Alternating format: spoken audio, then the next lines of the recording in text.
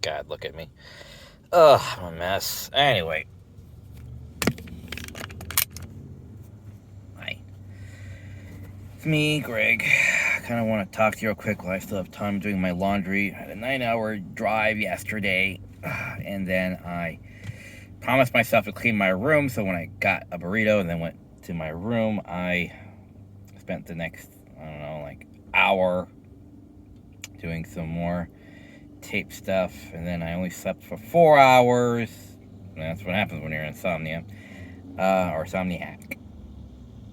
And so now I had to get up early at 7. I go do my laundry, so it's about 9 now, so yeah. Technically it's 8:30, but whatever.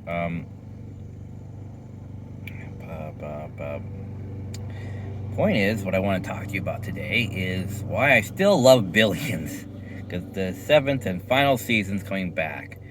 But in order for me to watch it on Prime, which I paid for, by the way, I now have, when I collect purchase options, I will have to do the additional 7 and some change, like $7.99 or $11.99 or whatever, to Paramount Plus in order to watch it now, because I don't have cable.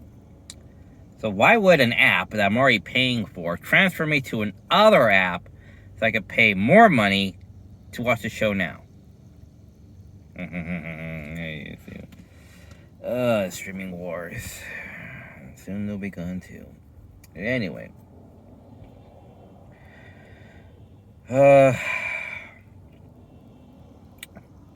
So why I love the show Billions, and it's summed up in basically one line, is one aspect of this, of what makes the show so great, what makes these characters so great, is basically the hypocrisy of it all, the two-facedness, the saying, I won't do that, or no, not that I won't do that, it's like, you shouldn't do that, now watch me do that, because when I do it, it's justified. If you watch the show, you'll see a lot of people doing some great and rather horrific things. Problem is the people who basically people who judge, who pass judgment on people, they themselves do the same exact horrendous shit. And you're standing there like, but you did the exact same thing. And how's that any better? Anything anybody who is criticized for doing on this show, character-wise, is anyone who's been judged by that, the person who's judging does the exact same thing like a couple episodes later or later that season or something like that. The bribing, the begging, the bullying, and Chuck Rhodes, if you know anything about Billions, Chuck Rhodes and Bobby Axelrod are basically a lot more alike than they are dissimilar. And in one preview, that states what happened in the previous episode and then how this next episode starts, sums it up perfectly, beautifully, poetically. Where the last one is, where a subordinate says, "Sorry, I just can't fall in love with anyone I work with." Seconds later, at the beginning of the new episode, the character says, "Oh wait, I slept with the boss." Yeah, no, darn. And it's like, you just said to a person who has the net worth of tens of millions of dollars, or coming up to $100 million, is someone you can't fall in love with. You can't be taken home by them, right? But if that person has 16 to 18 billion, then yeah, sure, why not? And I just love it because it simplistically shows the hypocrisy of it all, of these characters. It shows people committing heinous acts in the name of capitalism or in the name of fairness and truth and justice in the American way. But also the American truth and justice in the American way are two different things, by the way, people. Because the American way is to build, to grow, to accumulate, much like Disney. So you have Bobby Axelrod trying to build his empire along with probably hundreds of other people, if not thousands across the nation, building their empires, the telecoms, the Fortune 500 companies. And so Bobby's trying to accumulate that, and Chuck Rhoades is trying to say, no, what is right and fair by the spirit of the law that is defined by Chuck Rhoades. You see, it's always personalized. Everyone who's working for the government is working for their own, not agenda, but perspective on the darn thing. Even that Texan guy, I forget his name, but the guy who was the AG's boss, secretary assistant, to the White House, he says, he throws his authority around because he quotes, he feels like he has the Bible's authority on the subject of the law. So, and he's amassed tons of wealth, through his brother and the televangelists and all that stuff. So he wants cases, he wants to prosecute a kid in a system who was in jail, who had killed a guard. But it turns out, well, no, he was being, bitch slapped left and right, and it was this and that, and then the thing with the baton, it's like, Jesus Christ, we should be defending the kid, not the guard. The guard should be, it's like, the guard was a heinous jerk, and it's like, but this boss kept saying, no, we need to prosecute the kid for killing the guard. And it's like, but we got statements and the nurse's office's x-rays, we have evidence here that says otherwise for months of abuse. But the AG, he's like, oh, well, I think this is justice. We should go after him. So it's not out of evidence, but it's out of this misguided sense of authority, And Chuck Rhoades, as better as he is, because he doesn't take his ruling from religion, he takes his ruling from letter of the law books, But it's still as defined by him, so there's still some bias there. But it's a lot more of a fairer bias instead of an egregious bias, as his boss did. So you see the difference in people. You see the focusedness, the narrow-mindedness, the one-track mindedness. You see it all. You see it all in these characters. Wanting to succeed, what they'll do to succeed, victory at any cost, losing of one's family and marriage, and Chuck loses like 3 different subordinates pretty much to the other side. I mean, he loses Spiros to Axel. He loses, the guy that plays Wesley from Daredevil. Still miss him in that show, by the way. He loses him to the AG. And then Miss Secker, he loses her to, the guy who took over Bobby's empire. Spoiler alert. Mike Prince in season 6. So, yeah, he goes through support. It's like, every other season he keeps losing one.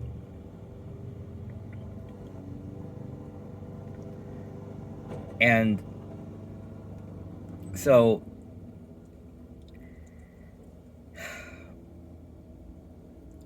again, it's just to watch these characters just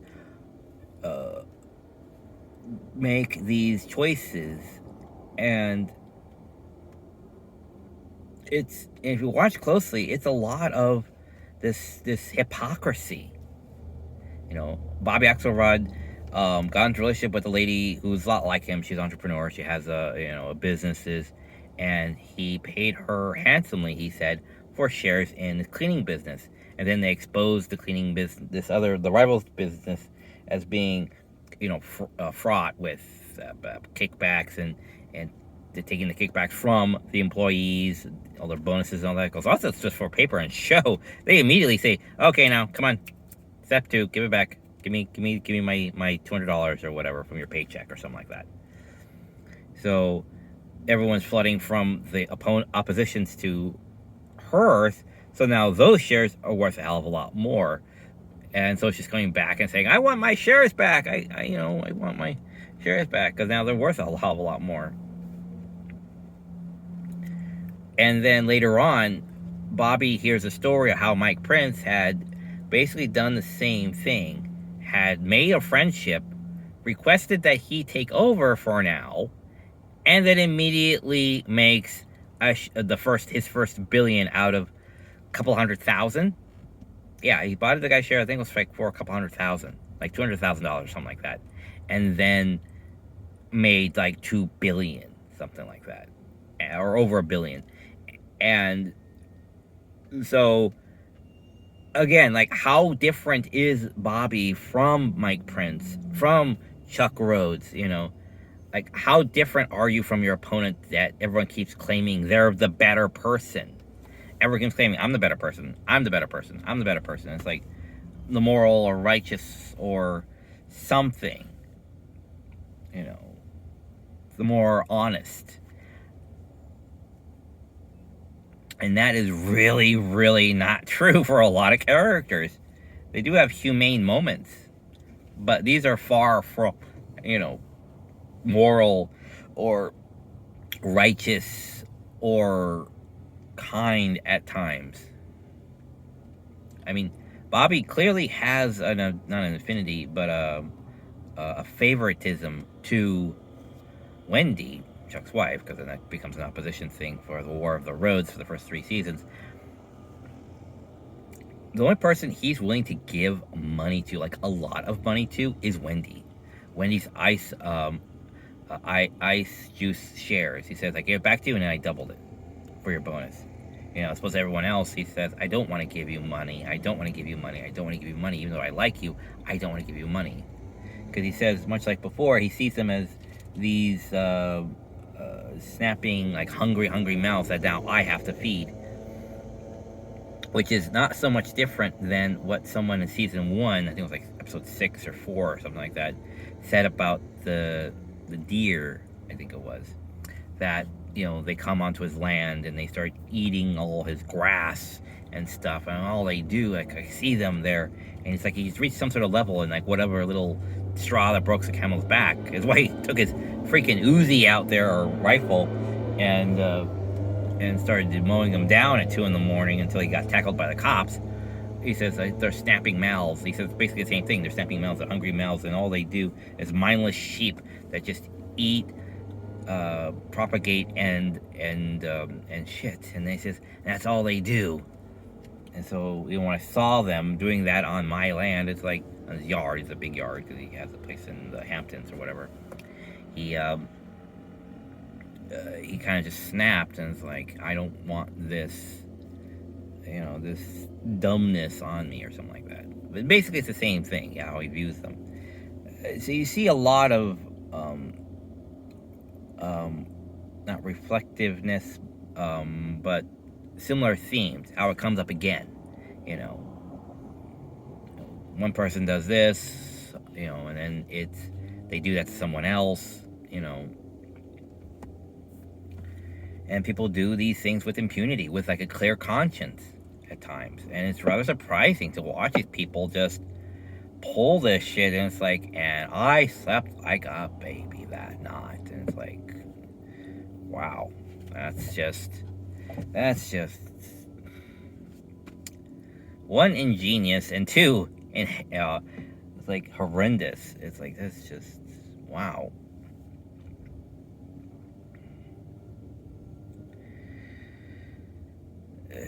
So yeah, seeing the complexity, duality,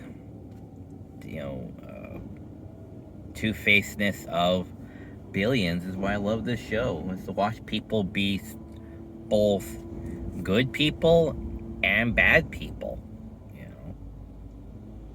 To see them be clever for many reasons. So it's not just being smart. It's like, what's the morality here? It's like, morality is checked at the door, son. There's no morality here. Like, lots of people here have this, like, where's their sense of morality? Like, they have to try to find it, and they're like asking you, where is your morality? It's, well, it's like, I'm fine. And it's just, does not work. And then they show you why it doesn't work. Why you can't be this immoral, or amoral, person. It's like you have to be a lot kinder than that if you're going to want to keep people in your life, like Wendy. He doesn't value Wendy as much as Axe does. Axe, you can see his favoritism towards Wendy, why he loves Wendy genuinely, because he's willing to go the extra lengths, bend over backwards for her, defend her, as opposed to Chuck, who does not defend her. When push comes to shove, he chooses the job over Wendy. He doesn't try to get her out of trouble, even though that is his responsibility. The one to come through for her is Bobby. He bribed, begged, and bullied his way for her to succeed, to still be around, to still, have her license. Again, spoilers, but you see the difference over the seasons of who truly loves Wendy. It's Bobby. Bobby spends millions on her. Granted, a little fight they had in the first couple of seasons, but overall, he's the one who's there for her. And he doesn't ask for sex. He's too comfortable with her. That's not a sexual relationship. It's just a dynamic. It's a friendship. She is his partner. And as good of a person as Chuck was in the beginning, despite his upbringing, his single-mindedness more so to his job, because he's married to the job, of righteous fairness to the people, is what's causing his marital troubles, because he keeps choosing the job over Wendy. He's a workaholic. He wants a righteous war. He wants to win a righteous war against one of the biggest cheaters, of the system. And that's what he wants. And he'll do that by any means. Victory at any cost. The ends justify the means. And it's like, no, you can't do that and still claim to be the good guy in all this. And Axe sees himself as some sort of Robin Hood. He says, I break all the law because, wealth and truth and all that, I accumulate, all these needless rules, and it is a lot like trying to do your job with one hand tied behind your back when it's clearly a 3-arm deal like Elf. Yeah, it's difficult when you're like, but I only got the one hand. And so you see everyone else's mentalities and work ethics, and particularly ethics, and you kind of find yourself rooting for people parts of the time, then back to other people rooting different parts of the time, and then other people rooting different parts of the time. And it's all summed up best of, I can't see myself fall in love with someone I work with. And then immediately spend that night, literally that night, with the boss. And you're like, well, gee, that person's your boss right over there. You say you can't sleep with them, but you can sleep with that guy. Because charisma, power, more money, like really, does the extra, 18 billion really make that gigantic much of a difference in the deciding factor? Is because he's like 7 feet tall, chiseled features. It's like really, what was the deciding factor there? When she gets pregnant and there's this whole that thing. And so you see a lot of the perceived goodness and what is goodness, and back and forth of what is greed and what is really helpful and innovation and all that. So you see it all.